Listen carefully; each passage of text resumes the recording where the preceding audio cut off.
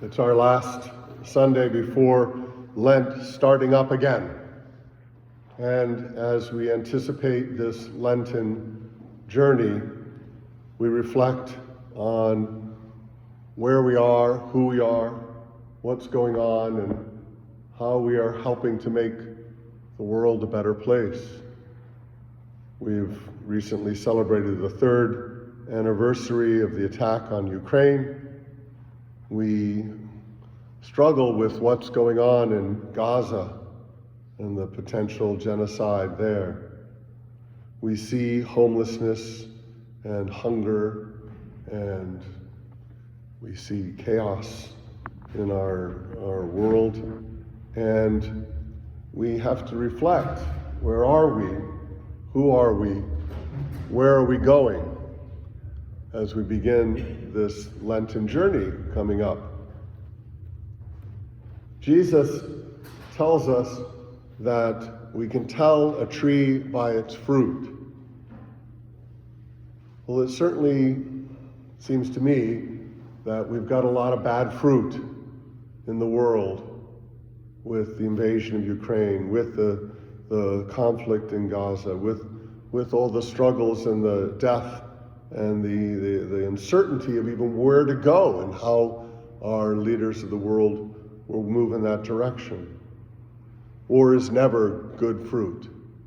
Violence and death, starvation, hunger, homelessness, none of this is good fruit. And so we have to ask, what do we do?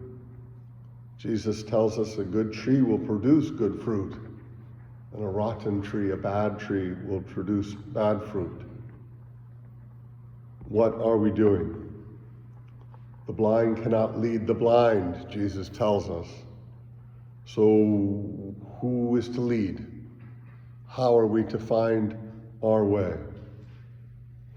One of the things that Pope Francis, who we pray for in his illness at this point, but one of the things he's declared is the Jubilee year. And I'm holding up this logo of the Jubilee year of 2025, Pilgrims of Hope. And you see the 4 blue, green, yellow, and red, a symbol of, I hope, diversity and the internationality of who all of us are as unique individuals. And you see that they're clinging to an image of the cross, and at the bottom of the cross is an anchor. And those of you who are familiar with the Congregation of Holy Cross know that we also use that symbol of a cross and an anchor. We used to only have one anchor on our cross, but somehow they added a second anchor over the years. I think it makes it more symmetric and more beautiful.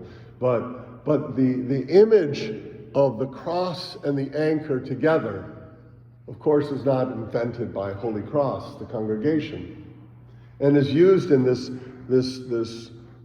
logo for the year of hope by our bishops in the church, because an anchor is a symbol of hope.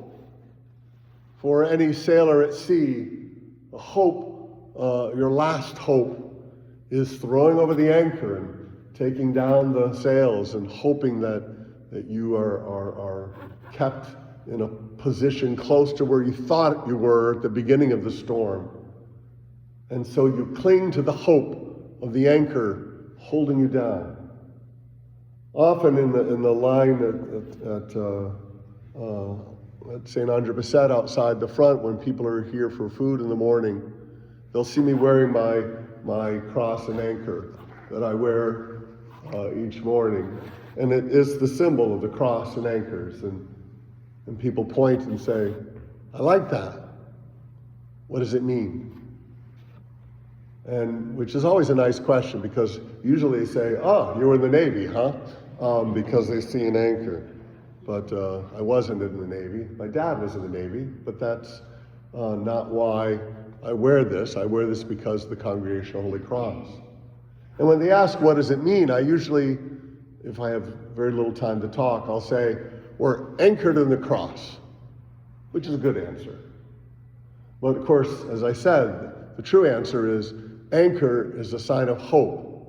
And for the Congregation of Holy Cross, and I hope for all Christians, our hope is in the cross.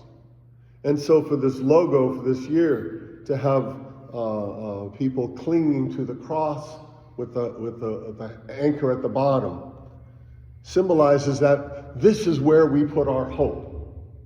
In the cross of Jesus, in the one who came to die and rise again. And this is the only source of our hope.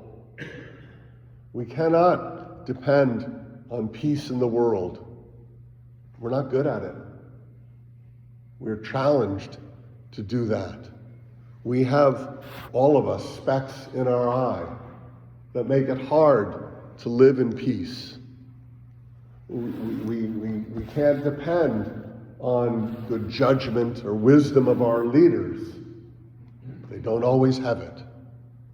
And yet, we have to do what we can to not follow the blind, but to look for someone, some person, some vision of hope to lead us. Pope Francis calls us this year to hope. And during this time of Lent, we're called to a time of self-denial, of penance, of reconciliation, a time to take out the splinters in our eyes so that we can see more clearly and perhaps find our way through the world. But we can't do it alone. We depend on the cross. We cling to the cross. We anchor ourselves in the love of Jesus, because if we look at the world as business deals or some sort of gambling marketing thing, if we look at the world as sort of us versus them, and how do you win against people who surely must be having to lose, if we look at the world as us and them, the ones who are secure in our homes and our values, and we look at other people who seem to have no home, no values, no direction in life, if we see the world always as us and them, even if we just see, us against Russia, or us against Ukraine, or us against Gaza. I mean, there's so many ways in which we can divide ourselves, and that is not depending on the cross. That is not anchoring ourselves in the hope of Jesus. Because the hope is that we move beyond fear, beyond splinters, beyond blindness, and move towards reconciliation, penance, and self-denial.